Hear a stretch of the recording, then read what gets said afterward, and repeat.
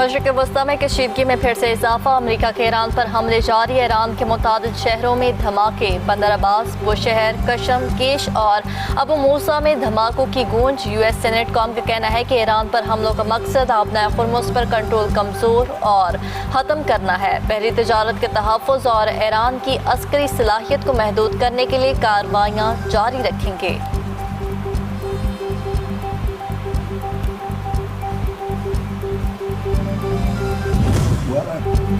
अमरीकी सदर ट्रंप फिर से ईरान को तबाह करने की धमकियां देने लगे। ईरान के इंतहाई महफूज जौहरी मरकज़ कोहे गोलान गुजरला को मुमकिना हदफ करार दे दिया। कहा कि ईरानी तैयार रहें, हम पिक एक्स माउंटेन को तबाह कर देंगे, वो इस बारे में कुछ नहीं कर सकते। मजीद कहा कि ईरान के खिलाफ अमरीकी फौजी कार्रवाइयाँ मजीद 2 से 3 हफ्ते जारी रह सकती हैं। ईरान ने अमरीकी हमलों के जवाब में बहरीन में अमरीकी 5th फ्लीट अमाराती टैंकर्स अमरीकी बहरी जहाज़ों पर मिसाइल दाग दिए। बहरीन में फौजी अड्डे पर मौजूद ईंधन के ज़खायर को आग लग गई। अमरीकी रेडार सिस्टम्स बाशमूल पेट्रियाट सिस्टम और कंट्रोल सेंटर तबाह।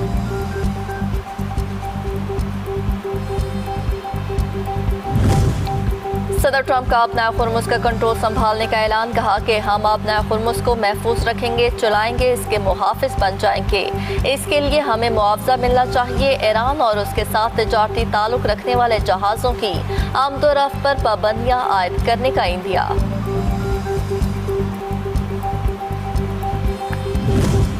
अमरीकी वज़ीर ख़ारजा मार्को रूबियो सदर ट्रंप के बयानात, इक़दामात और फैसले के मुखालिफ कहते हैं कि बैनुल-अक़वामी आबी गुज़रगाह पर टोल टैक्स नहीं लिया जा सकता। यही आलमी कानून है। तवक्को है यहाँ भी इसी पर अमल किया जाएगा। तमाम ममालिक को इन क़वानीन का एहतराम किया जाना चाहिए।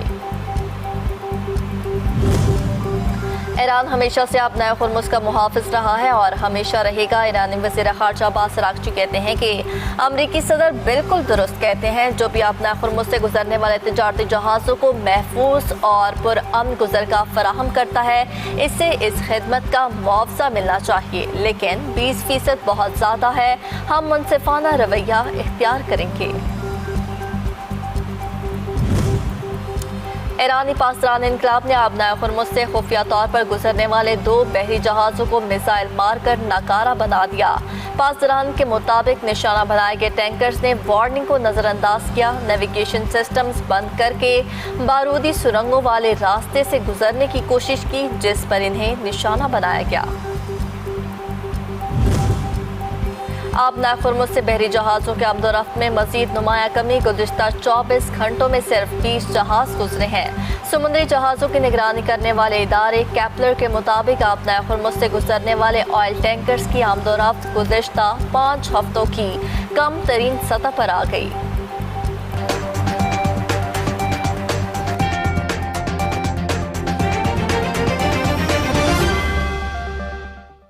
वज़ीर दिफा ने मौलाना फजल रहमान के बयान को शोहदा की कुर्बानी की तौहीन करार दे दिया। वज़ीर दिफा ख्वाजा आसिफ ने मौलाना फजल रहमान के गैर ज़िम्मेदाराना बयान पर सख्त तनकीद में लिखा कि वज़ीर दिफा ख्वाजा आसिफ की मौलाना फजल रहमान की गैर ज़िम्मेदाराना बयान पर सख्त तनकीद। वज़ीर दिफा ख्वाजा आसिफ ने समाजी राब्ते की वेबसाइट एक्स पर पैगाम में लिखा कि मौलाना फजल रहमान एक कोहना मश्क सियासतदान और मुमताज़ मजहबी रहनुमा है। उनसे अल्फाज के इंतखाब में ज़्यादा जिम्मेदारी की तवक्को की जाती है। फौजी जवानों की वतन के लिए कुर्बानी को उनकी तनख्वाह से जोड़ना न सिर्फ गैर मुनसिफाना है बल्कि शोहदा और उनके ख़ानदानों की दिल आज़ारी है। कोई शख्स महज तनख्वाह के लिए अपनी कीमती जान की कुर्बानी नहीं देता। आप हालात व वाक़यात या तरीक़ेकार से इख्तिलाफ कर सकते हैं, मगर इस नज़रिए, वाबस्तगी, मोहब्बत और कुर्बानी की तौहीन नहीं कर सकते।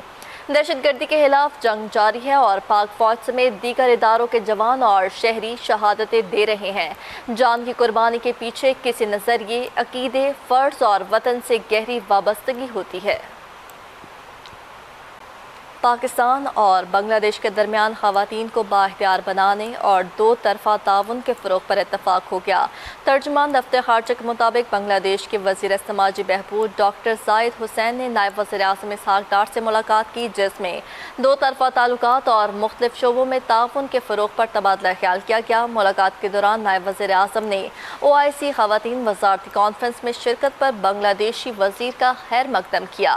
وزیر خارجہ اسحاق ڈار نے OIC کے پلیٹ فارم اور دیگر بین الاقوامی فورمز پر خواتین کو بااختیار بنانے کے لیے پاکستان کے عزم کا اعادہ کیا۔ ترجمان کے مطابق پاکستان اور بنگلہ دیش کے دو طرفہ تعلقات کو مزید مضبوط بنانے کے عزم کا بھی اظہار کیا اور باہمی دلچسپی کے مختلف شعبوں میں تعاون بڑھانے کے لیے پاکستان کی آمادگی پر زور دیا۔ دونوں رہنماؤں نے تجارت، تعلیم، سماجی بہبود اور عوامی روابط سمیت مختلف شعبوں میں دو طرفہ تعاون میں مزید فروغ دینے کے امکانات پر بھی تبادلہ خیال کیا۔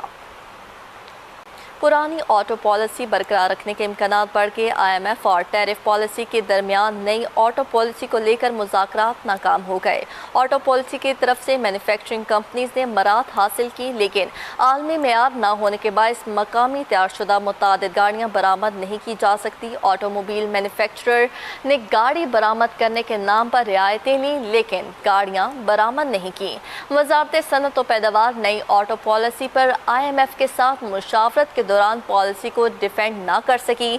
وزیر اعظم شہباز شریف نے صورتحال کو مد نظر رکھتے ہوئے آٹو پالیسی کو سرمایہ کار دوست بنانے کی ہدایت کرتے ہوئے ہدایات دیں کہ نئی آٹو پالیسی کے ذریعے سرمایہ کاری میں اضافہ کیا جائے، نئی آٹو پالیسی کے ذریعے روزگار میں اضافہ کیا جائے۔ نئی آٹو پالیسی میں EV، پلگ ان ہائیبرڈ اور ہائیبرڈ گاڑیوں کے فروغ کے لیے اقدامات تجویز کیے گئے۔ نئی آٹو پالیسی میں اقوام متحدہ کے قراردادوں کے مطابق درآمدی اور مقامی گاڑیوں میں 62 سینٹی گریڈ پر عمل درآمد یقینی بنایا جائے۔